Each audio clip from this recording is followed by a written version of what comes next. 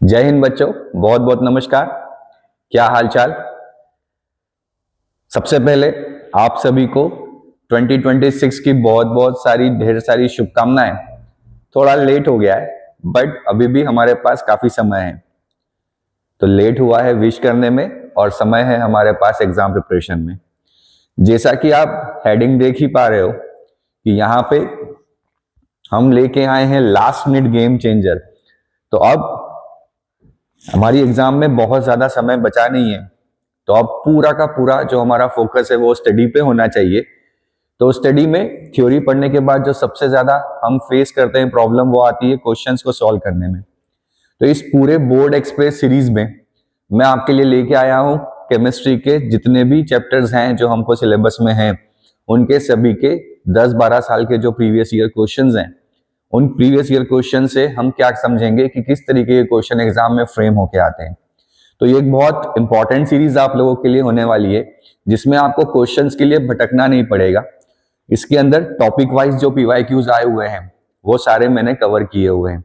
तो मेरा नाम है निखिल दुबे और आप देख रहे हैं मेरा प्यारा सा चैनल सी फॉर केमिस्ट्री।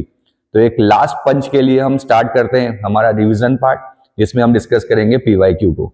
तो उसमें आज सबसे पहला जो चैप्टर हम लेके आए हैं वो लाए हैं केमिकल काइनेटिक्स।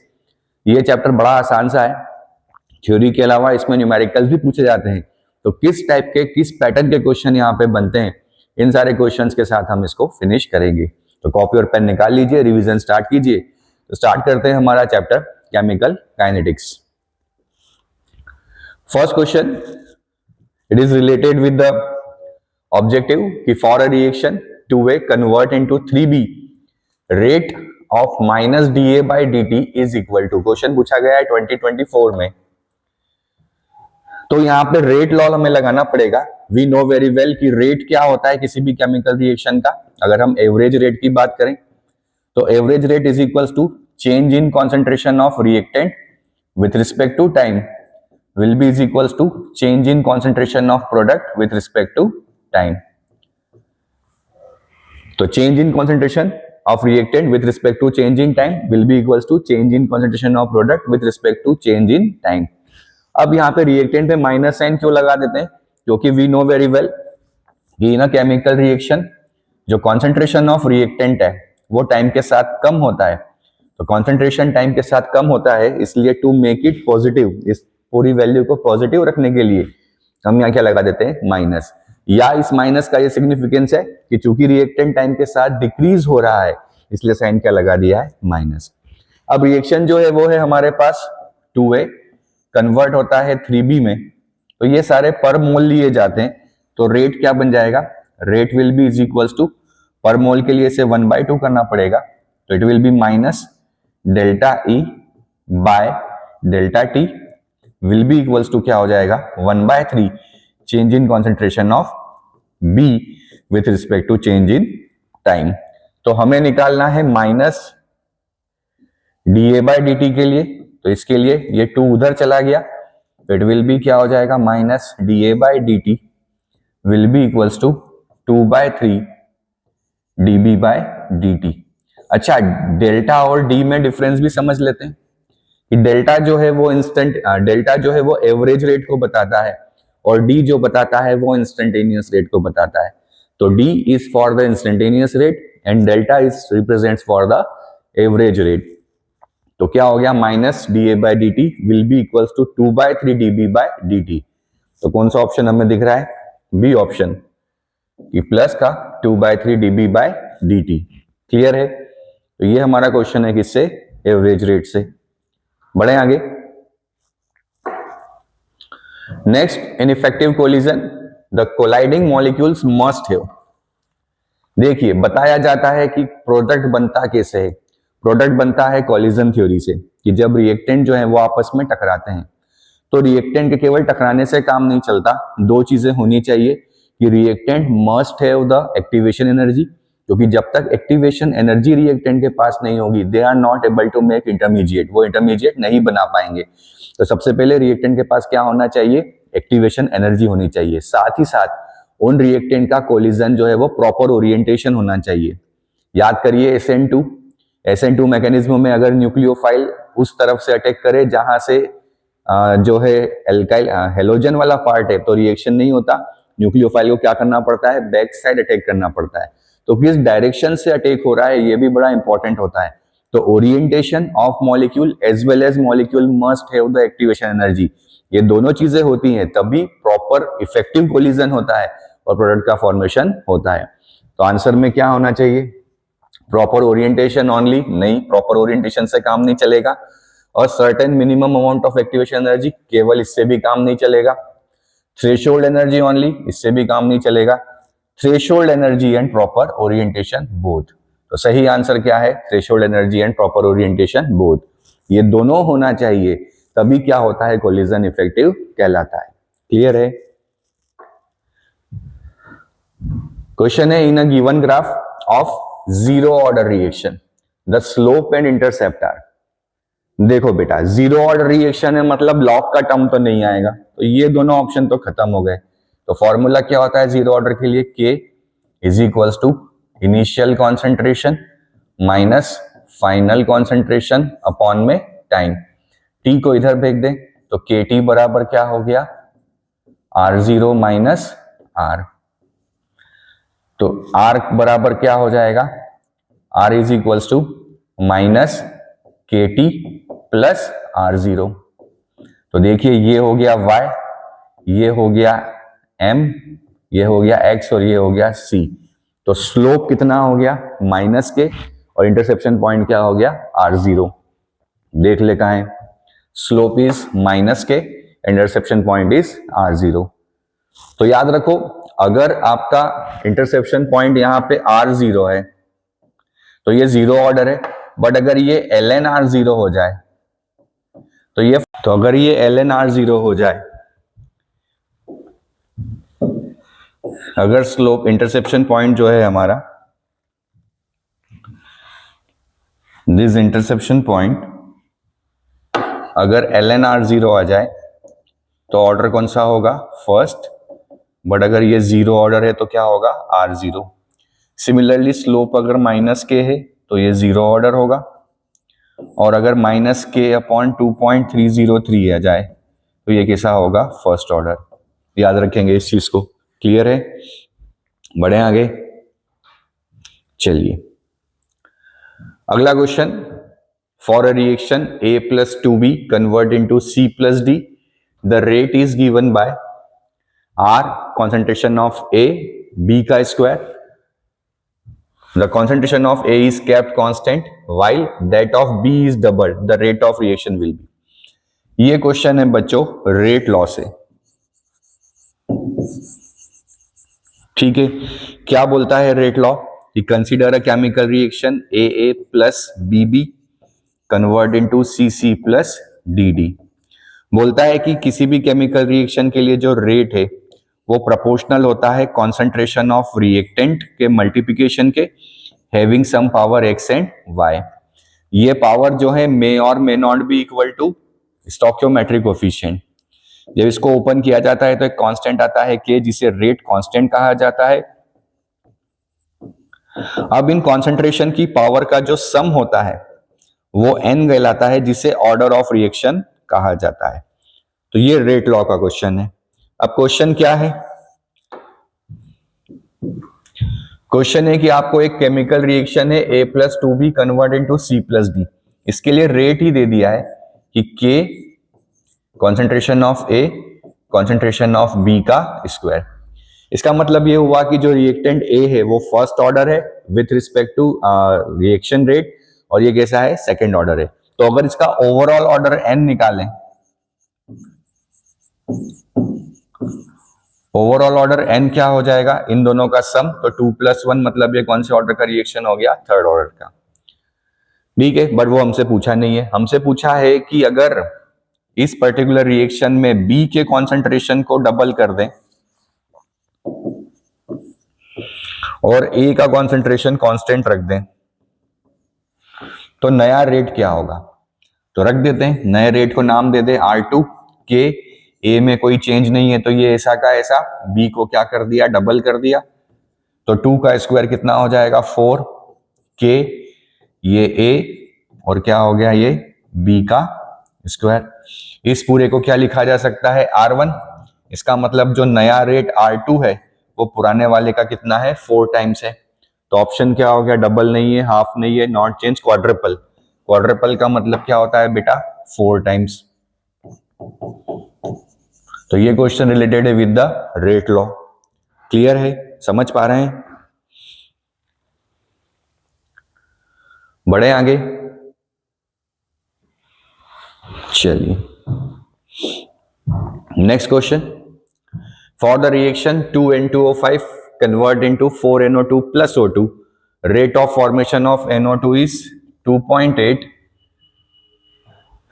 ये 10 की पावर -3 m सेकेंड इनवर्स। ये मीटर नहीं है, m है मोलर, जिसको लिखते हैं मोल लीटर इनवर्स सेकेंड इनवर्स।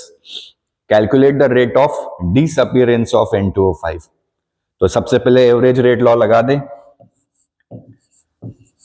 तो क्या हो जाएगा, average rate will be is equals to -1/2 change in concentration of N2O5 with respect to delta T will be is equals to 1/4 change in concentration of NO2 upon delta T will be is equals to change in concentration of O2 upon में delta T। ये दोनों product है इसलिए positive, ये reactant है इसलिए negative.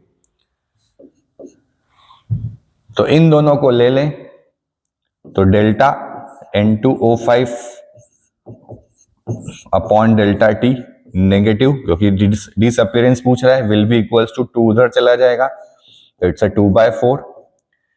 Formation of NO2 दिया है, तो कितना दिया है 2.8 into 10 to the power -3 unit क्या हो जाएगा, मोल litre inverse second inverse. Cut कर दें तो ये 2 यहां से कट कर दिया तो 1.4। तो कितना आंसर आ गया 1.4 into 10 to the power -3 molar second inverse या mole litre inverse second inverse. कितना आसान है, नोट कर लीजिए इसे।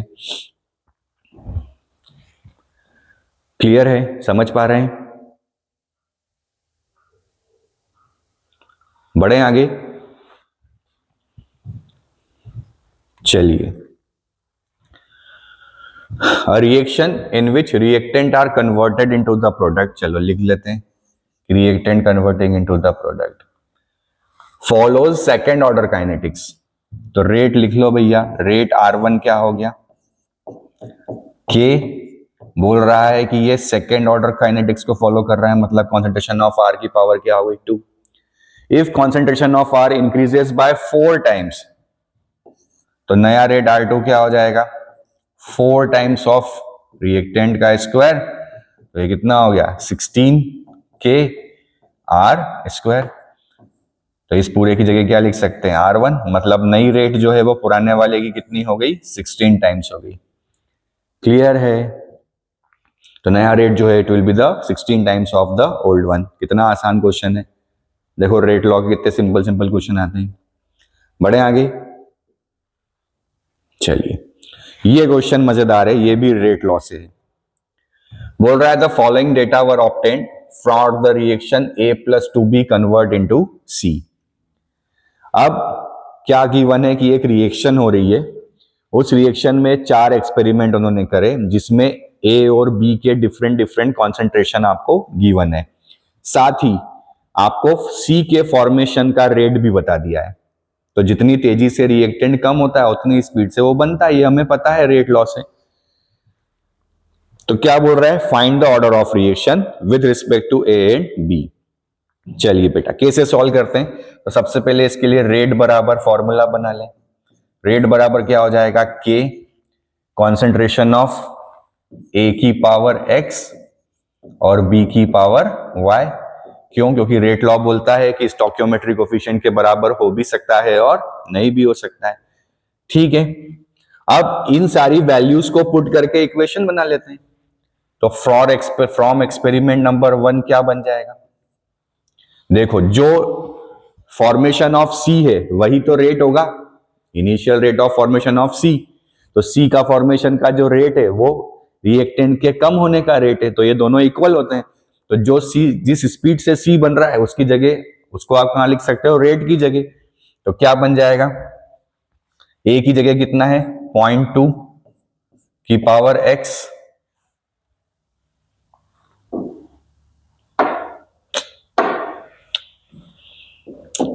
कभी कभी जल्दी में और देर हो जाती है। 0.2 की पावर एक्स, बी कितना है 0.3 की पावर वाई, और साथ में क्या है रेट कांस्टेंट के, और रेट कितना है इसके लिए 4.2 इंटू 10 की पावर -2। क्लियर है। सिमिलरली सेकंड क्या बन जाएगा 0.1 की पावर एक्स, 0.1 की पावर वाई इंटू के, इसके लिए रेट कितना हो गया 6 इंटू 10 की पावर -3। ये एक्सपेरिमेंट 2 से। एक्सपेरिमेंट 3 से क्या बन गया 0.4 की पावर एक्स, 0.3 की पावर वाई के, और ये कितना हो गया 1.68 इंटू 10 की पावर -1। और एक्सपेरिमेंट नंबर 4 से क्या हो गया 0.1 की पावर एक्स, 0.4 की power y is equals to 2.40 into 10 की पावर -2। तो ये इन 4 एक्सपेरिमेंट से रेट लॉ हमने बना लिए। अब देखो जरा, इनमें से कोई से ऐसे एक्सपेरिमेंट को पकड़ो जिसमें वैल्यू सेम दिख रही है। जैसे एक्सपेरिमेंट 1 और 3 को अगर हम देखें तो 0.3 की पावर y यहाँ पे दिख रहा है, 0.3 की पावर y यहाँ पे दिख रहा है, तो ये कट हो जाएगा। तो क्या कर दे 3 डिवाइड बाय 1। तो क्या कर दें 3 डिवाइडेड बाय 1। 3 क्या है 0.4 की पावर x, 0.3 की पावर y, और 1 क्या है 0.2 की पावर x और 0.3 की पावर y के दोनों जगह है बराबर 1.68 इंटू 10 की पावर -1 डिवाइडेड बाय 4.2 इंटू 10 की पावर -2। तो देखो k से k कैंसिल, इससे ये कैंसिल, यहां से डेसिमल हटाया तो नीचे 100 आ गया, तो ये कैंसिल, यहां से हटाया तो ऊपर 10 आ गया, तो ये कैंसिल। 42 को अगर डिवाइड करें तो किससे जाएगा 4 से, 4 2 जा 8 और 4 4 जा 16। तो यहां क्या बच गया 0.4 अपॉन 0.2 पूरे की पावर x बराबर क्या आ गया 4। यहां हटाया तो कितना आ गया ये, तो 2 की पावर x बराबर क्या आ गया 4। 4 को लिखा जा सकता है 2 की पावर 2, तो x बराबर क्या आ गया 2, मतलब x की वैल्यू क्या आ गई 2 आ गई। क्लियर है। अब 3 और 1 को करा था, अब किसको देख लें, देखो 4 और 2 दिख रहा है, कॉमन है, तो अब क्या कर दो 4 डिवाइडेड बाय 2। 4 डिवाइडेड बाय 2 करें तो क्या हो जाएगा 0.1 की पावर x, 0.4 की पावर y होल डिवाइडेड बाय 0.2 की पावर x और 0.4 डिवाइड बाय 2 4 सॉरी,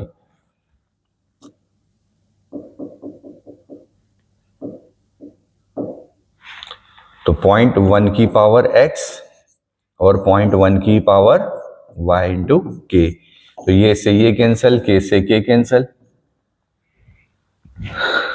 4 का रेट कितना है 2.40 इंटू 10 की पावर -2, और 2 का कितना है 6 इंटू 10 की पावर -3। इसको अगर हम 0 हटा दें तो यहाँ पे क्या आ जाएगा नीचे 10, तो ये हो गया -2, -2 से -2 कैंसिल, और 6 4 जा क्या आ गया 24।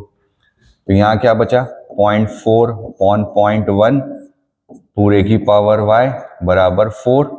ये से ये कैंसिल हो गया तो कितना आ गया 4, तो 4 की पावर y बराबर, इसको लिखा जा सकता है 4 की पावर 1, तो y की वैल्यू क्या आ गई 1। क्लियर है। तो x बराबर कितना है 2, y बराबर कितना है 1। तो रेट क्या हो गया, रेट बराबर के था, ए की पावर तो आ गई 2 और बी की पावर आ गई 1, तो ओवरऑल ऑर्डर कितना आ गया, ऑर्डर बराबर 2 + 1 मतलब कितना हो गया 3। क्लियर है। तो order of reaction with respect to A and B, तो ए के रिस्पेक्ट में सेकंड ऑर्डर है, बी के रिस्पेक्ट में फर्स्ट ऑर्डर है। Right the rate law and overall order, लिख लिया हमने, ओवरऑल ऑर्डर कितना आ गया 3, ओवरऑल ऑर्डर 3। और क्या बोल रहा है, कैलकुलेट द रेट कांस्टेंट के, निकाल लो, किसी को भी पकड़ लो, जैसे फ्रॉम एक्सपेरिमेंट 2 ले लें।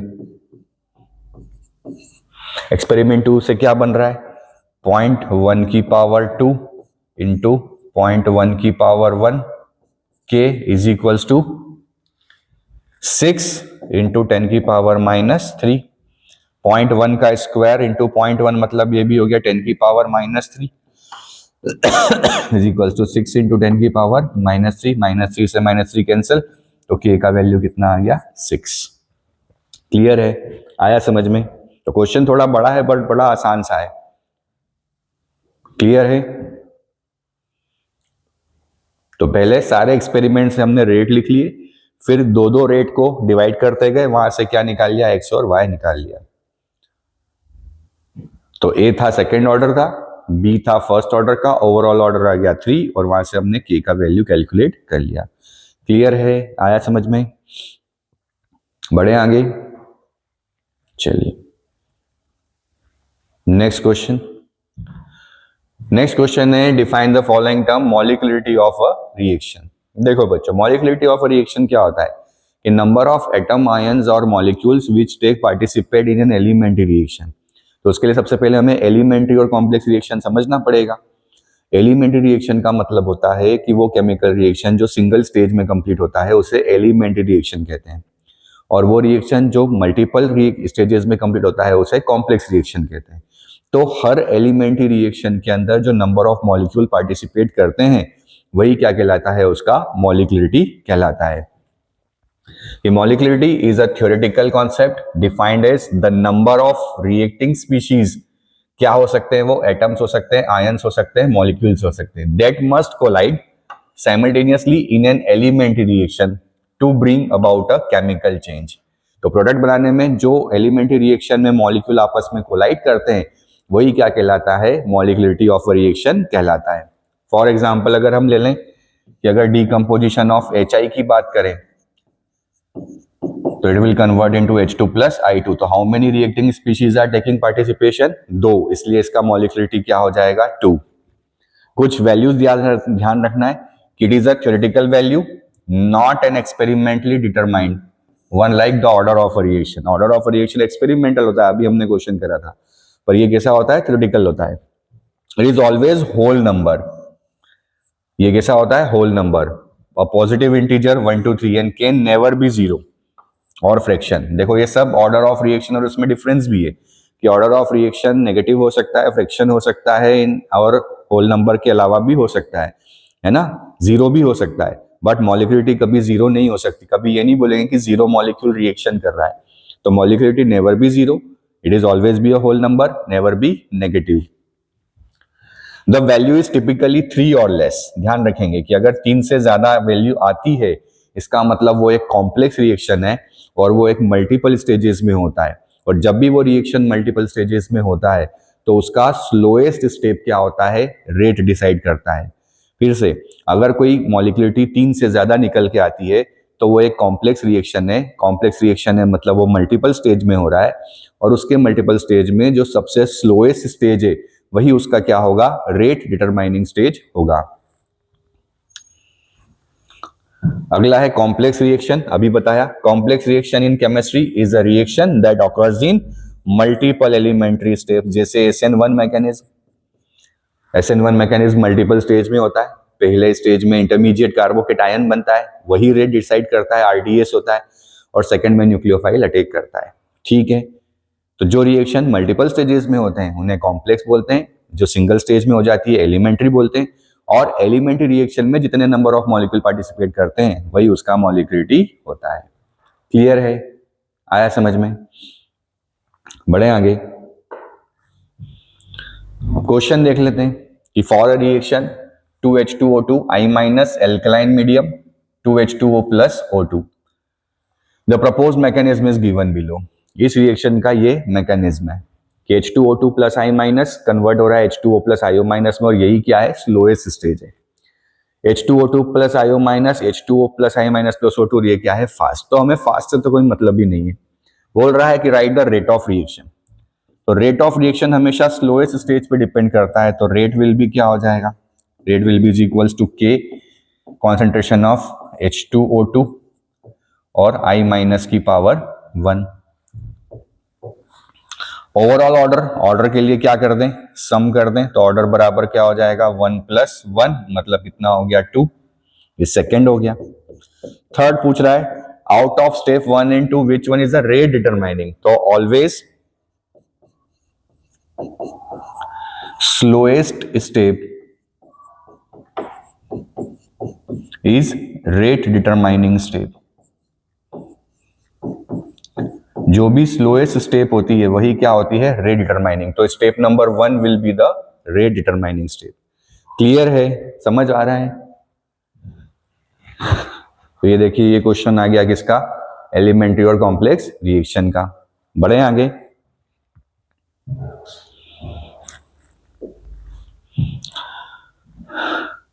The decomposition of NH3 on platinum surface is zero order reaction.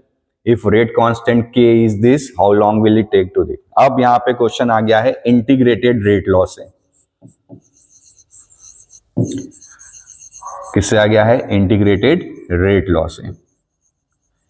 तो we know very well for zero order reaction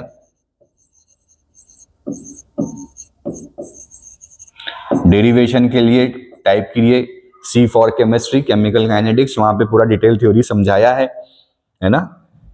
क्या होता है formula, K is equals to initial concentration minus final concentration upon में time. तो initial concentration नहीं, हमें दिया है रेट कांस्टेंट, मतलब K का वैल्यू दे दिया 4 × 10⁻³ मोलर सेकेंड इनवर्स, और 0.1 से कितना हुआ है 0.064, तो it will B 0.1 minus 0.064 divided by time. तो टाइम हमें कैलकुलेट करना है कितने टाइम में ये हो रहा है। अच्छा, कॉन्सेंट्रेशन का यूनिट भी क्या होगा, यहां से मोलर कॉमन निकल जाएगा, तो मोलर से मोलर कैंसिल हो गया, तो T बराबर क्या हो जाएगा, 0.1 में से 0.064 माइनस कर दें तो कितना बचेगा, इट विल बी 36, 0.036, ठीक है। तो हो गया 0.036 डिवाइडेड बाय कितना, 4 × 10⁻³ और सेकंड इनवर्स था तो सेकंड इनवर्स ऊपर जाके सेकंड हो जाएगा, यहां से डेसिमल हटाएं तो कितना आ जाएगा 1000, 1000 से ये कैंसिल हो गया, 4 से 36 कैंसिल हो गया, तो 9 second is the answer. Unit के साथ आंसर नहीं लिखेंगे तो मार्क्स डिडक्ट हो जाएंगे, इसलिए प्लीज यूनिट के साथ लिखें। क्लियर है, तो बड़ा आसान सा है, फॉर्मूला याद होना चाहिए कि K is equals to for zero order initial minus final divided by time. Time हमें निकालना था, हमने इसको कैलकुलेट कर लिया। क्लियर है, बढ़े आगे, चलिए। अब ये फिर इंटीग्रेटेड रेट लॉ पे है,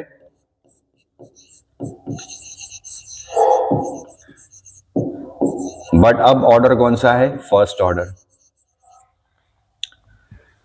A first order reaction takes 20 minutes for 25% decomposition. Calculate the time when 75% of the reaction will be completed. अब बच्चों यहाँ पे ना थोड़ा कैलकुलेशन वाला पार्ट है, तो चलिए मैं पहले फॉर्मूले लिख देता हूं कि फॉर फर्स्ट ऑर्डर रिएक्शन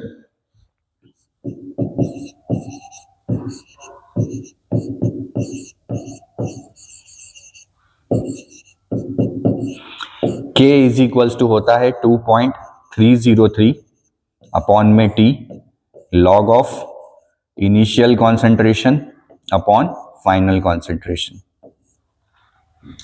तो बोल रहा है कि first order reaction takes 20 minutes for 25% decomposition. अच्छा, कोई भी केमिकल रिएक्शन है उसमें रेट कांस्टेंट तब तक नहीं बदलता जब तक कि टेम्परेचर चेंज ना हो।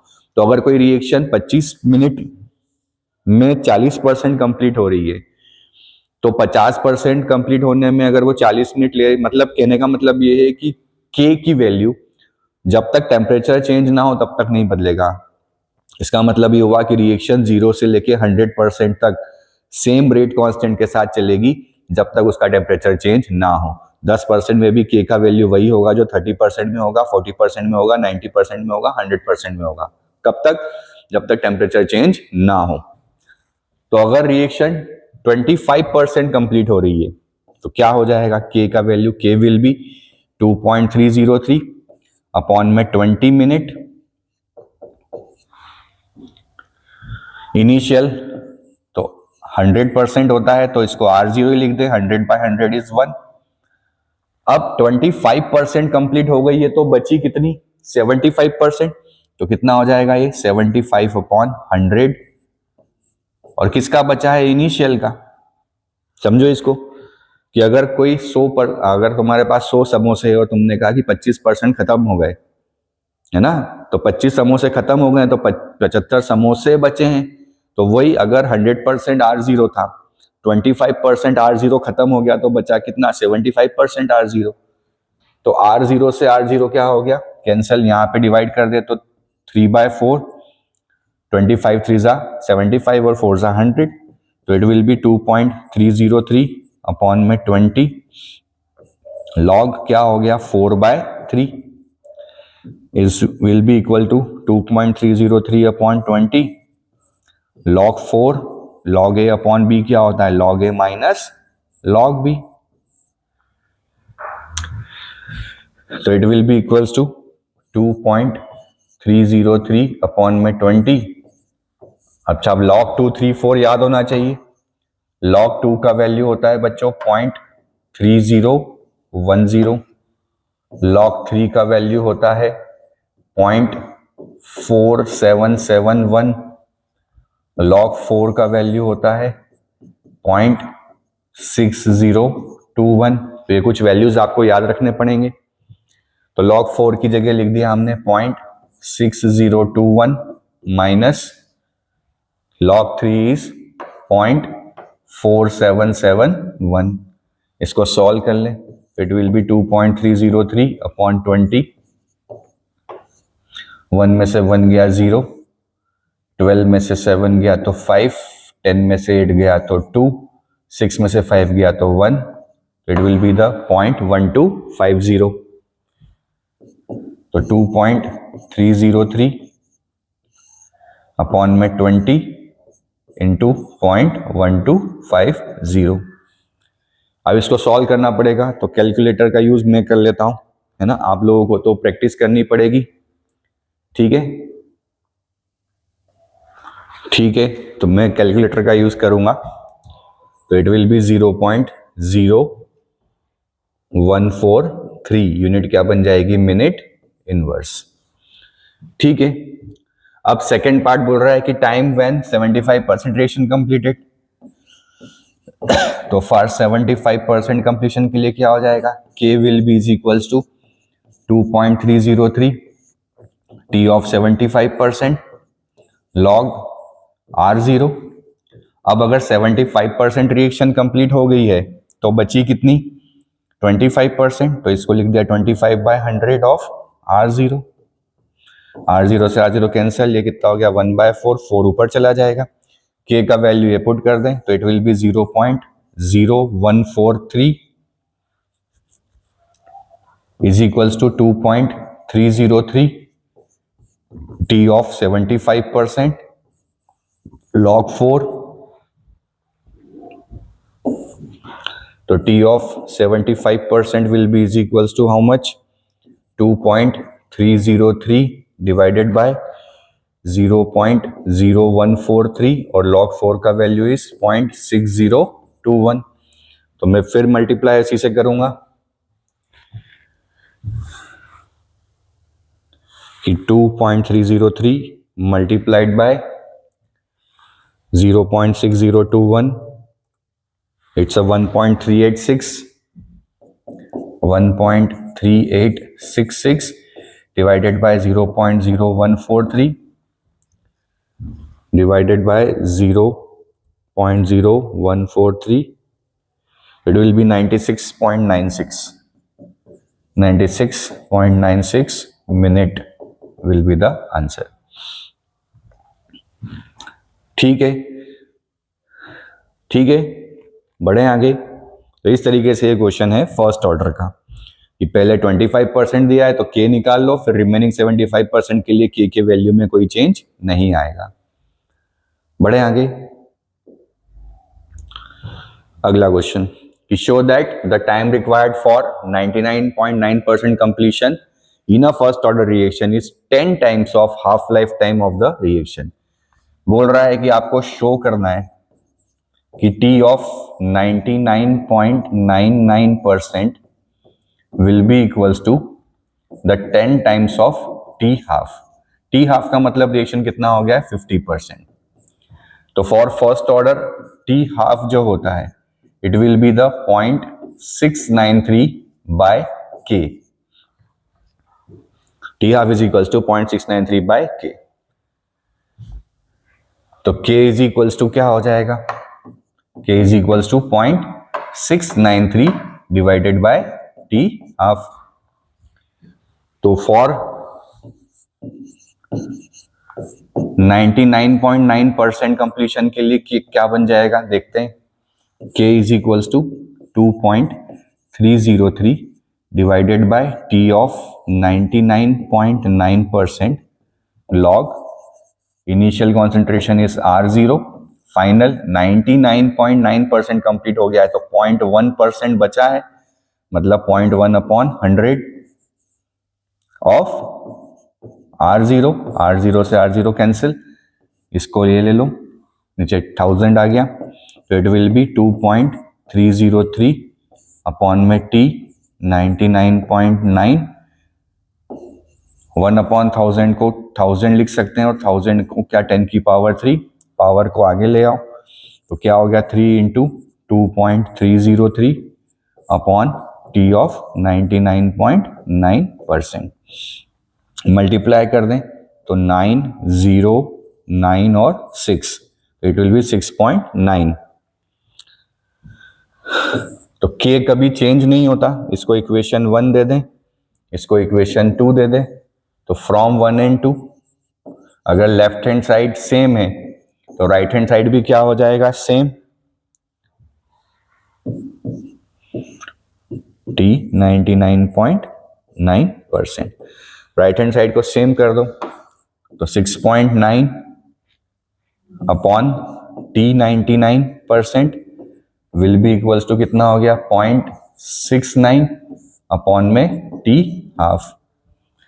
यहां से डेसिमल हटाया तो 10 आएगा, यहां से हटाया तो 100 आएगा। देखो अब आंसर लाने के लिए हमने वैल्यू छोड़नी पड़ी है ना।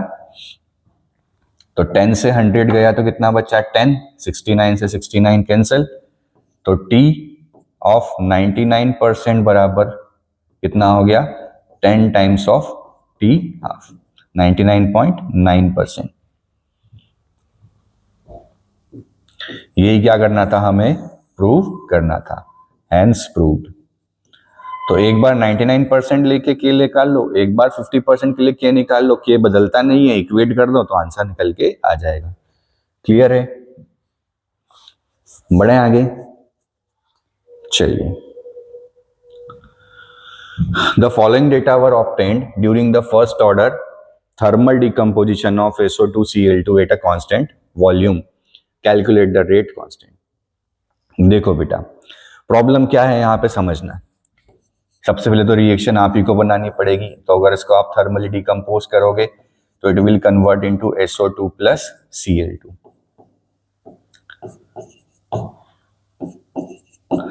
अब यहाँ पे प्रॉब्लम क्या है कि अगर हम बात करें K की, तो K क्या होता है 2.303 upon T log initial concentration upon final concentration. पर चूंकि यहाँ पे रिएक्टेंट और प्रोडक्ट दोनों गैसेज हैं तो from ideal gas equation we know very well कि PV is equals to NRT, T constant R constant, तो P बराबर हो गया N by V, mole upon volume is molarity मतलब कॉन्सेंट्रेशन। तो कॉन्सेंट्रेशन और प्रेशर को रखा जा सकता है। तो यहाँ पे भी क्या हो जाएगा, initial pressure of reactant upon final pressure of reactant.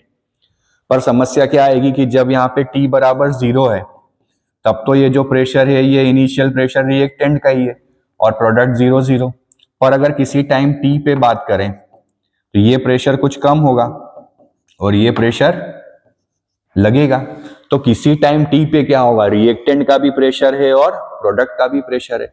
तो जो टोटल प्रेशर यहाँ पे टाइम्स 100 सेकेंड पे गिवन है 0.7, ये 0.7 प्रेशर में SO2Cl2 का भी प्रेशर है, SO2 का भी है और Cl2 का भी है। पर फॉर्मूले में हमें तो यहाँ पे फाइनल प्रेशर सिर्फ किसका चाहिए, रिएक्टेंट का चाहिए। तो हमें ये वैल्यू निकालनी पड़ेगी किसी टाइम T पे। तो कैसे निकालते हैं, तो देखो ये तीनों मिलके टोटल प्रेशर के बराबर हो जाएगा। P टोटल क्या हो जाएगा, PI minus x plus x plus x, x से एक्स कैंसिल, तो एक्स की वैल्यू निकाल लो कितनी आ गई, P total minus PI। Put the value of x, तो 8 टाइम T क्या हो गया, pressure of SO2Cl2 will be equals to what, PI minus P total, और ये माइनस और ये माइनस प्लस हो जाएगा तो क्या हो गया प्लस PI। तो ये x की जगह हमने इस वैल्यू को पुट कर दिया तो क्या बन गया 2PI माइनस P टोटल। बस हमारा काम हो गया। P टोटल हमें पता है, PI इनिशियल प्रेशर हमें पता है, तो ये फाइनल प्रेशर हो गया, ये इनिशियल प्रेशर। तो फॉर्मूला क्या बन जाएगा, K is equals to 2.303 upon में T log PI upon 2PI minus PT। ठीक है, वैल्यू पुट कर दें। PI मतलब क्या, T बराबर 0 पे जो प्रेशर होता है वो इनिशियल प्रेशर होता है। तो टोटल टाइम कितना है 100 लॉग PI का वैल्यू कितना 4.4, 0.4 इंटू T कितना हो जाएगा 0.8 इंटू 0.8 माइनस टोटल प्रेशर कितना है 0.7, तो इट विल बी 2.303 अपॉन में 100 लॉग 0.4, 0.8 में से 0.7 गया तो 0.1, ये से ये कैंसिल, तो it will B 2.303 upon 100 log 4 का वैल्यू होता है 0.6021। इन सबको मल्टीप्लाई करके जो भी आंसर आए वो हमारा आंसर होगा। मल्टीप्लाई कर लेते हैं कि 2.303 into 0.6021, it's a 1.3866 divided by 100, divided bye 100 कर दिया, इट विल बी 0.013 यूनिट क्या बन जाएगी, सेकेंड इनवर्स।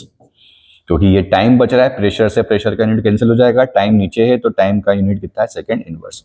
तो ये क्वेश्चन जहां पे आपको फर्स्ट ऑर्डर में क्या दे सकता है, वो प्रेशर दे सकता है। तो प्रेशर अगर दिया है तो फिर आपको ये थोड़ा सा पार्ट लगाना पड़ेगा to calculate the final pressure of reactant. Clear है, समझ पा रहे हैं, बढ़े आगे। बोल रहा है कि define pseudo first order reaction with example. देखो भाई क्या होता है कि सपोज कोई केमिकल रिएक्शन है जिसमें कोई भी एक रिएक्टेंट जो है वो अगर एक्सिस में हो जाए, किसमें हो जाए, एक्सिस में हो जाए। जैसे यहाँ पे हम एग्जांपल ले रहे हैं कि इथाइल एसीटेट हमने लिया और उस इथाइल एसीटेट का हमने करा दिया हाइड्रोलिसिस। क्या करा दिया हमने, हाइड्रोलिसिस। तो हाइड्रोलिसिस कराने पे जो इथाइल एसीटेट है वो कन्वर्ट होता है CH3COOH प्लस C2H5OH। अब देखा यह जाता है कि हाइड्रोलिसिस कराने पे यहाँ पे जो वाटर है उसका क्वांटिटी लिया जाता है काफी ज्यादा, लगभग 10 मोल के आसपास, और इथाइल एसीटेट का कॉन्सेंट्रेशन हमने लिया 0.01 मोल। तो एक टाइम T बराबर 0 पे जब रिएक्शन स्टार्ट ही नहीं होगा तब तो ये इनिशियल कॉन्सेंट्रेशन, फाइनल कितना हो जाएगा 0। पर जैसे ही हमें पता है कि यहाँ पे 10 बहुत ज्यादा है, ये कम है, तो लिमिटिंग रिएजेंट के जैसे काम करेगा और कॉन्सेंट्रेशन 8 टाइम टी जो है वो कितना हो जाएगा 0, और यहाँ कितना बचेगा 9.99, तो ये 0.01 से कितना हो गया 0 हो गया, तो जितना ये कम हुआ है उतना ये भी कम होगा, तो ये बचा 9.99। अब 9.99 को अप्रोक्सीमेटली क्या मान सकते हैं हम 10 मान सकते हैं। तो अगर इस रिएक्शन के लिए रेट लिखा जाए तो रेट क्या बनेगा, rate will be equals to K concentration of CH3 COO C2H5 और कॉन्सेंट्रेशन ऑफ H2। पर चूंकि कॉन्सेंट्रेशन ऑफ जो वाटर है वो लगभग कांस्टेंट है, इसलिए ये भी कांस्टेंट और के भी कांस्टेंट, ये मिलके क्या बना लेंगे के डैश, और क्या हो जाएगा CH3 COO C2H5। तो ओवरऑल क्या हुआ बच्चों, ओवरऑल ये हुआ कि इस केमिकल रिएक्शन का रेट केवल किस पे डिपेंड कर रहा है, इथाइल एसीटेट पे, जो कि पावर है 1। एक्चुअली में ये दोनों पे होना चाहिए था, पर चूंकि वाटर का कॉन्सेंट्रेशन टाइम के साथ लगभग कांस्टेंट है, इसलिए इसको हमने कांस्टेंट मान लिया। तो रिएक्शन थी तो नहीं सेकंड ऑर्डर की, पर बन गई फर्स्ट ऑर्डर की, थी तो सेकंड ऑर्डर की बट बन गई फर्स्ट ऑर्डर की। तो ऐसी केमिकल रिएक्शन जहां पे कोई भी एक रिएक्टेंट एक्सेस में हो, और एक्सेस में होने के कारण जब उसका कॉन्सेंट्रेशन इतना चेंज ना हो, तो रिएक्शन क्या कहलाती है फर्स्ट ऑर्डर। इसके एग्जांपल आपको याद रखना है, एक तो हाइड्रोलिसिस ऑफ एस्टर और इन्वर्जन ऑफ केन शुगर, ये दोनों एग्जांपल स्यूडो फर्स्ट ऑर्डर के हैं, आपको सीधे सीधे पूछा जा सकता है। क्या पूछा जा सकता है, एक तो इन्वर्जन ऑफ केन शुगर और एक हाइड्रोलिसिस ऑफ एस्टर। तो यही लिखा है कि pseudo first order reaction is a higher order reaction, often second order, that behaves kinetically like a first order reaction because one reactant is in such large excess that its concentration remains essentially constant throughout the reaction, effectively making it constant in the rate law। तो उसका इतना access में होता है कि वो constant जैसा ही feel होता है, कांस्टेंट जैसा ही लगता है, इसलिए वो रिएक्शन क्या कहलाती है pseudo first order. Classic example is acid catalyse hydrolysis of ethyl acetate, जो हमने डिस्कस किया। ठीक है, तो क्या होती है स्यूडो फर्स्ट ऑर्डर, होती नहीं है, but one of the reactant behaves in a excess amount, तो वो उसको स्यूडो फर्स्ट ऑर्डर बना देता है। क्लियर है, क्लियर है, समझ पा रहे हैं, बढ़े आगे चलिए। अब उसी का क्वेश्चन है हमारे पास कि for the hydrolysis of methyl acetate in aqueous solution the following results were obtained, show that it follows pseudo first order reaction as the concentration of water remains constant and calculate the rate average of reaction between the time interval 30 to 60। चलिए बढ़िया सा question है, कर लेते हैं। पहला show करना है फर्स्ट ऑर्डर, तो फर्स्ट ऑर्डर का फॉर्मूला लगा दें, K इज इक्वल्स टू 2.303, क्या होता है T2 minus T1 log initial concentration upon final concentration. इन दोनों को ले लें टाइम को, तो क्या हो जाएगा 2.303 30 minus 0 log initial concentration 0.60 final concentration 0.30, काटता है हो गया, तो हो गया log 2, तो कितना हो गया 2.303 अपॉन 30 log 2। अभी कैलकुलेट नहीं करते हैं, बाद में समझेंगे। अब इन दोनों को ले लें, तो फिर फॉर्मूला K1 निकाल के K2 निकाल लें, K2 निकाल लिया तो क्या हो गया 2.303 अपॉन में 60 माइनस 30 लॉग इनिशियल कॉन्सेंट्रेशन कितना 0.30, फाइनल कितना 0.15, फिर यहां से कटता है हो गया तो log 2, तो कितना हो गया ये 2.303 अपॉन 30 log 2। आप देख सकते हो कि K1 is equals to K2, K1 K2 same है, इसलिए ये क्या करता है फर्स्ट ऑर्डर को फॉलो करता है। तो जब भी ऐसा पूछा जाए कि बताओ प्रूव करो कि ये फर्स्ट ऑर्डर का है, तो फर्स्ट ऑर्डर का फॉर्मूला आप लगा दो for different values of concentration and time. अगर दोनों की वैल्यू सेम आती है, इसका मतलब क्या हुआ कि ये फर्स्ट ऑर्डर को फॉलो करता है। ठीक है, तो ये फर्स्ट पार्ट हो गया। सेकेंड बोल रहा है calculate the average rate of reaction between the time interval, तो हमें पता है रेट ऑफ रिएक्शन क्या होता है माइनस डेल्टा आर अपॉन में डेल्टा टी, माइनस क्या होता है final concentration minus initial concentration upon में T2 माइनस T1। 30 से सेकेंड 60 पे बात करें तो फाइनल कॉन्सेंट्रेशन कितना है 0.15 और इनिशियल कितना है माइनस 30, सॉरी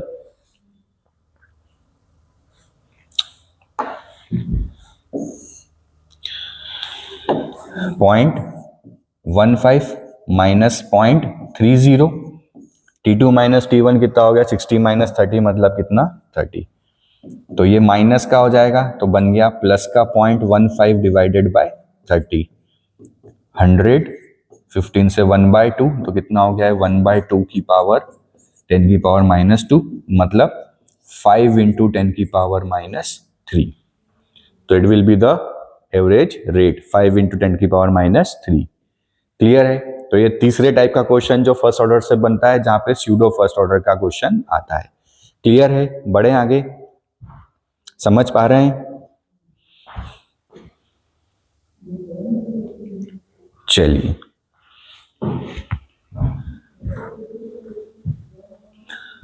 अगला है half life period of a first order reaction is 10 minute, what percentage of the reaction will be completed in 100 minute. चलिए जी, क्या हो गया T half is equals to 10 minute है, तो यहां से k निकाल लें, तो k बराबर क्या होता है 0.693 डिवाइडेड बाय टी हाफ, तो कितना हो गया है 0.693 अपॉन में 10, तो इट विल बी 0.0693। तो बोल रहा है कि कितना परसेंटेज बचेगा, तो R0 बाय R का रेशियो निकाल लें, तो क्या होता है k is equals to 2.303 upon में 100 मिनट की बात हो रही है, तो ये 100 मिनट और इसका यूनिट क्या हो जाएगा minute inverse log R0 by R। k की वैल्यू पुट कर दें तो इट विल बी 0.0693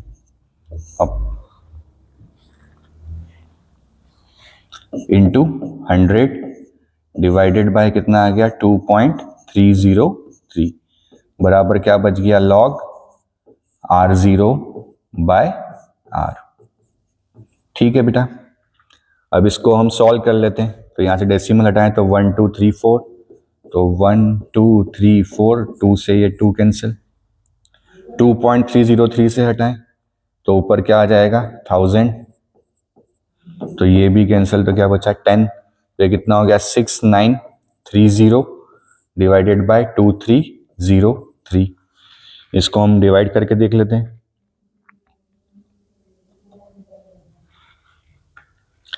कि कितना हो गया 6930 divided by 2303, it will B 3,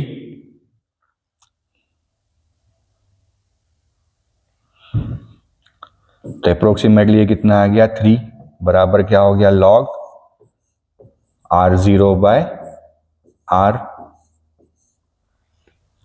अब क्या करें एंटी लॉग ले लें,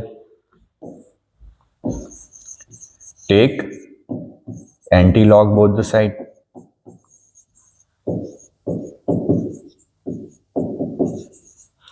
तो ये जो है ये 10 की पावर में चला जाएगा, तो क्या हो गया 10 की पावर 3 बराबर क्या हो गया R0 बाय R, तो R बराबर कितना हो गया R0 बाय 1000।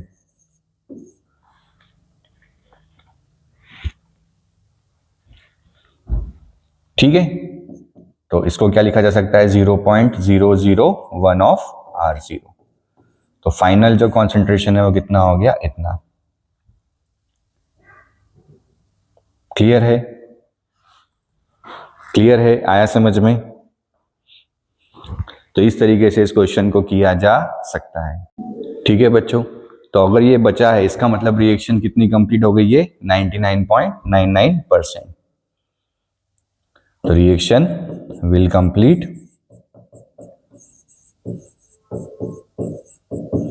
99.9%। ठीक है, आया समझ में? बढ़े आगे। ठीक, अगला question, what is the effect of adding catalyst on activation energy and gives energy.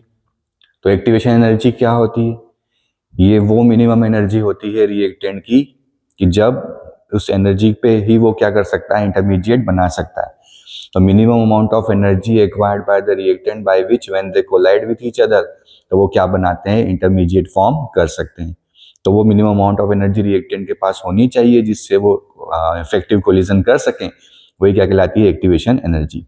अब कैटलिस्ट क्या करता है, कैटलिस्ट ये करता है कि उन रिएक्टेंट्स को एक अलग से पाथ प्रोवाइड कराता है और एक्टिवेशन एनर्जी की वैल्यू को कम कर देता है।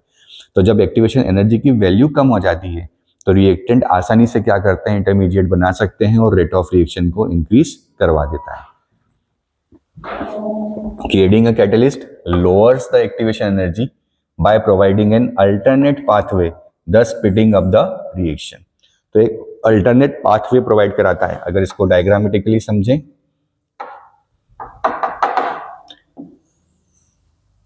कि ये होता है विदाउट कैटलिस्ट और ये होता है with catalyst.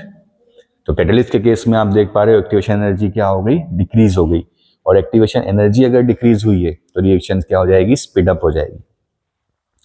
But it does not change the gives free energy delta G. ये गिव्स फ्री एनर्जी को चेंज नहीं करता, सिर्फ किसको करता है, एक्टिवेशन एनर्जी को बदलता है। Remaining the overall energy difference between reactant and products remain constant. इसका मतलब जो ओवरऑल एनर्जी है रिएक्टेंट प्रोडक्ट्स की वो क्या रहती है, ड्यूरिंग द केमिकल रिएक्शन हमेशा कांस्टेंट होती है। मतलब रिएक्शन की स्पॉन्टेनिटी को ये कभी चेंज नहीं करता। तो कैटलिस्ट कभी केसी नहीं बदलता, इक्विलिब्रियम कांस्टेंट की वैल्यू को नहीं बदलता, केसी कभी कैटलिस्ट कभी डेल्टा जी को नहीं बदलता। बट क्या करता है कैटलिस्ट, एक्टिवेशन एनर्जी की वैल्यू को चेंज कर देता है। ये डिक्रीजेस द एक्टिवेशन एनर्जी और उससे रेट ऑफ रिएक्शन जो है वो क्या होता है, इंक्रीज हो जाता है। ठीक है, इस रेट ऑफ रिएक्शन क्या होता है, इंक्रीज हो जाता है। क्लियर है, बढ़े आगे।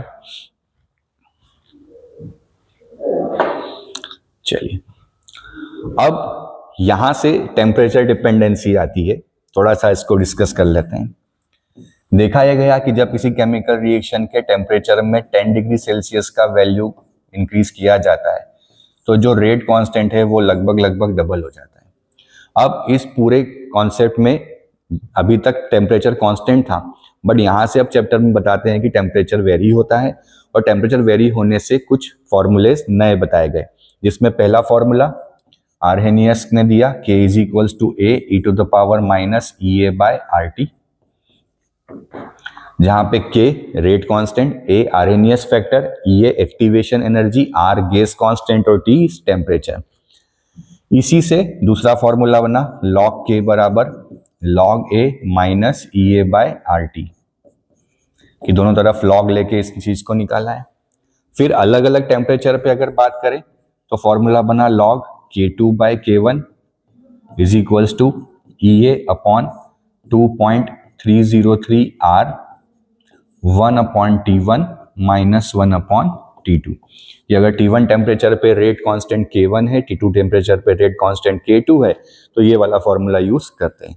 तो इन तीन फॉर्मूलों पे बेस्ड क्वेश्चन एग्जाम में पूछे जाते हैं, जैसे कि ये वाला कि रेट कांस्टेंट आपको देके रखा है for first order decomposition reaction, आपको EA निकालना है। देखो कंपेयर कर लें, यहां पे अगर हम ये वाला रिएक्शन लें कि ln K बराबर क्या होता है, ln A minus EA upon RT। अब क्या करें, ln को जब भी LOG में बदलते हैं तो इसको 2.303 LOG लिख लेते हैं। तो यहां पे लगा दें तो क्या हो जाएगा, log K बराबर log A। देखो यहां भी 2.303 आएगा, यहां भी आएगा, पर यहां नहीं आएगा तो इसको पूरे से डिवाइड कर दें तो क्या हो जाएगा, minus EA upon 2.303 R into T। ठीक है, अब इसको कंपेयर कर लें तो log K से log K क्या है equation, log K is equals to 23.6 minus 2 into 10 की पावर 4 अपॉन में T। K का मतलब केल्विन से है।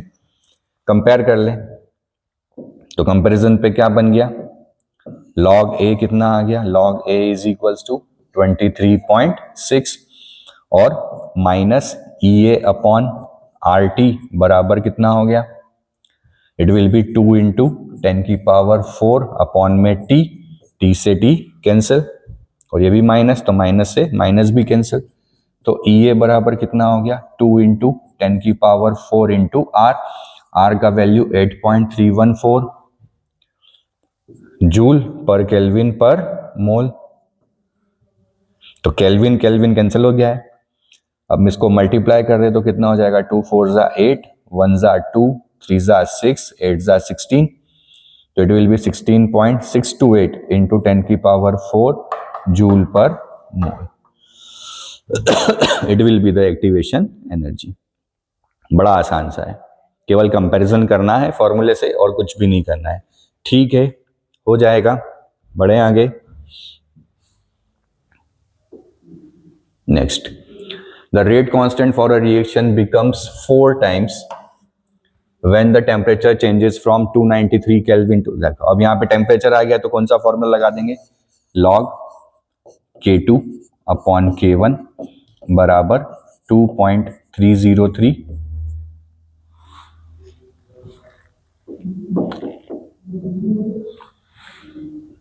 EA upon 2.303 R into 1 upon T1 minus 1 upon T2। बोल रहा है कि 4 टाइम्स हो जाता है जब टेम्परेचर चेंज होता है 293 से 313। तो अगर ओरिजिनल को K मान ले, टेम्परेचर बदलने के बाद क्या हो जाएगा 4K, K से K cancel, will be is equals to EA upon 2.303, R का वैल्यू पुट कर दें 8.314 जूल पर केल्विन पर मोल, और यहाँ पे टेम्परेचर कितना हो गया 1 अपॉन 293 माइनस 1 अपॉन 313।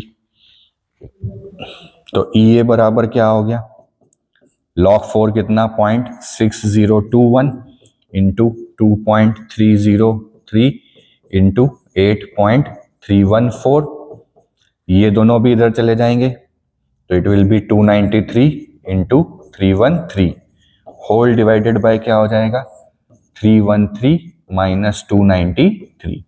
अब इसको जो भी सॉल्व करके आंसर आए वो हमारा आंसर हो जाएगा जूल। क्लियर है, थोड़ा सा कैलकुलेशन लेंदी है वो आपको करना पड़ेगा। ठीक है, बढ़े आगे। पुट ऐसे करना है वैल्यू। चलिए नेक्स्ट देखते हैं। A first order reaction is 50% complete in 40 minutes at 300 Kelvin and in 20 minutes at 320 Kelvin. Calculate the activation energy for the reaction. तो भैया K1 K2 निकालना पड़ेगा। K1 क्या हो जाएगा 50% इन 40 मिनट्स, तो क्या होता है 0.693 अपॉन में 40, और टेम्परेचर कितना है इसका 300 केल्विन। K2 क्या हो गया, K2 विल बी 0.693 अपॉन में 20, और T2 कितना है इसका 320। तो वैल्यू पुट कर देते हैं कि log K2 upon K1 is equals to क्या हो जाएगा EA upon 2.303 into R T2 minus T1 upon T1 T2। K2 की जगह क्या लिख दें 0.693 अपॉन में 20 होल डिवाइडेड बाय क्या हो गया 0.693 अपॉन में 40 is equals to EA upon 2.303 into 8.314 320 minus 300 divided by 300 into 320। 693 से ये कैंसिल, 40 ऊपर चला जाएगा, 20 नीचे आ गया, तो क्या हो गया log 2 बन गया। तो it will B EA upon 2.303 into 8.314 20 upon 300 into 320। इसको सॉल्व कर लेंगे, log 2 का वैल्यू होता है 0.3010 इंटू क्या हो गया 2.303 into 8.314 into 300 into 320 divided by 20 बराबर क्या हो गया ई ए। इसको सॉल्व करके जो भी आंसर आएगा वो हमारा आंसर। तो आंसर आप कमेंट बॉक्स में बताइएगा मुझे क्या आ रहा है। ठीक है, बढ़े आगे। अगला है how will the rate of reaction be affected when surface area of reactant is reduced. अगर सरफेस एरिया रिड्यूस हुआ है तो रेट विल डिक्रीज, याद रखेंगे कि more the surface area more will be the rate of reaction. तो अगर surface area decrease हुआ है तो रेट क्या होगा, डिक्रीज होगा, क्योंकि इफेक्टिव कोलिजन कम हो जाएंगे। Catalyst is added in a reversible reaction, क्या होगा, कैटलिस्ट के साथ ऐड करने से क्या होता है, रेट डिक्रीज। यहां भी क्या होगा, रेट विल डिक्रीज, क्योंकि कैटलिस्ट क्या करता है, एक्टिवेशन एनर्जी की रिएक्शन को, सॉरी, रेट विल इंक्रीज, क्योंकि कैटलिस्ट क्या करता है, एक्टिवेशन एनर्जी की वैल्यू को कम कर देता है, तो क्या होगा, रेट बढ़ेगा। Temperature of the reaction is increase, यहां भी क्या होगा, टेम्परेचर बढ़ाने से तो हमें पता ही है रेट कांस्टेंट बढ़ता है, तो रेट विल इंक्रीज। तो सरफेस एरिया कम करने से रेट कम होगा, टेम्परेचर बढ़ाने से भी रेट बढ़ेगा, और कैटलिस्ट के प्रेजेंस में भी रेट इंक्रीज होगा। क्लियर है। अगला है the rate constant for first order reaction is 60 second inverse. के का वैल्यू हमें दे दिया है 2.303 अपॉन में T log initial concentration upon final concentration. How much time निकालना है, तो ये हो गया 60 सेकंड इनवर्स, 2.303 अपॉन में टाइम कैलकुलेट करना है, इनिशियल कितना R0, फाइनल क्या बोल रहा है, it will take reduce the initial of reactant to the its 1/16। सीधे ही बोल दिया कि फाइनल इनिशियल का 1/16 है, तो अब यहाँ पे ये माइनस ना कर देना, परसेंटेज नहीं दिया है, ठीक है। तो T will be equals to 2.303 upon में 60 लॉग 16 बना। लॉग 16 को क्या लिखा जा सकता है, इट्स अ 2 की पावर 4 आगे आ जाएगा, तो क्या हो गया 2.303 इंटू 4 और लॉग 2 कितना 0.3010 डिवाइडेड बाय कितना हो गया 60, 4 से 60 कटा तो 15, तो ये होता है 0.693 डिवाइडेड बाय 15। तो 0.693 डिवाइडेड बाय 15 करेंगे तो कितना आ जाएगा, कैलकुलेटर से हम करके देख लेते हैं।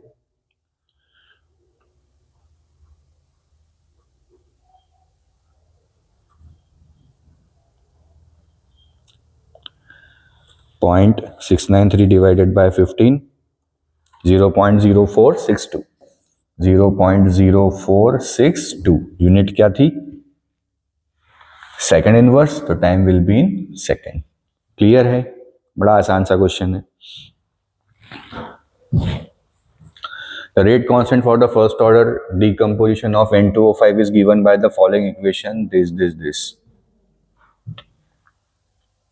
तो क्या होता है बेटा, K बराबर A e to the power minus EA upon RT।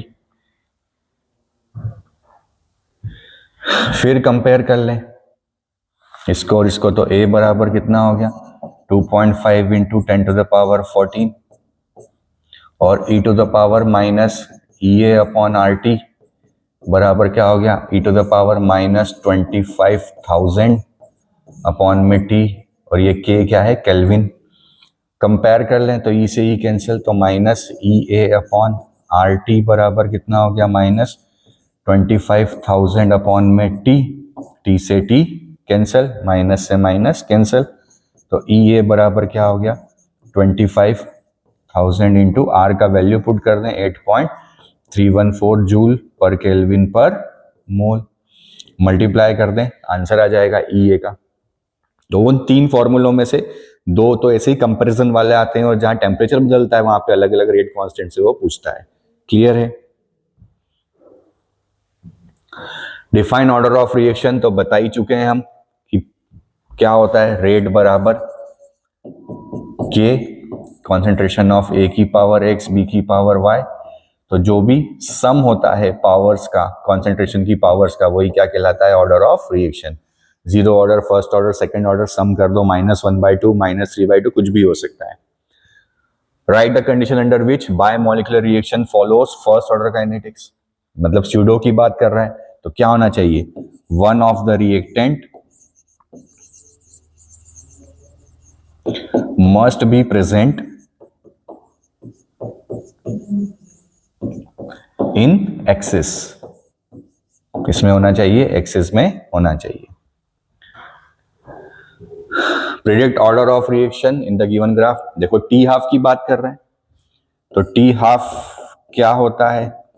0 order के लिए R0/2 के, और फर्स्ट ऑर्डर के लिए होता है टी हाफ बराबर 0.693/k। तो फर्स्ट ऑर्डर में इंडिपेंडेंट है रिएक्टेंट से, तो ग्राफ कैसा होगा? कांस्टेंट। तो ये किसके लिए हो गया? फर्स्ट ऑर्डर के लिए। और डायरेक्टली प्रोपोर्शनल है रिएक्टेंट के 0 ऑर्डर के लिए, तो ये कौन सा हो गया? For 0 order. तो ध्यान रखें, 0 ऑर्डर में हाफ लाइफ टाइम डिपेंड करता है कॉन्सेंट्रेशन पे, पर 0 ऑर्डर में रेट डिपेंड नहीं करता है कॉन्सेंट्रेशन ऑफ रिएक्टेंट पे। फर्स्ट ऑर्डर में रेट डिपेंड करता है कॉन्सेंट्रेशन ऑफ रिएक्टेंट पे, पर हाफ लाइफ टाइम डिपेंड नहीं करता है। ठीक है, तो ये थे बच्चों लगभग सारे वेराइटी के क्वेश्चन केमिकल काइनेटिक्स के, और अगर आप करेंगे तो लगभग सभी कुछ हमने कवर कर दिया है। इसके बाहर एग्जाम में कुछ भी नहीं जाएगा। तो ऐसे ही पढ़ते रहिए, हंसते रहिए, मुस्कुराते रहिए, और वीडियो को लाइक, फॉलो, सब्सक्राइब करें। प्लीज फॉलोअर्स बढ़ाएं ताकि हमें और मोटिवेशन मिले। जय हिंद, जय भारत।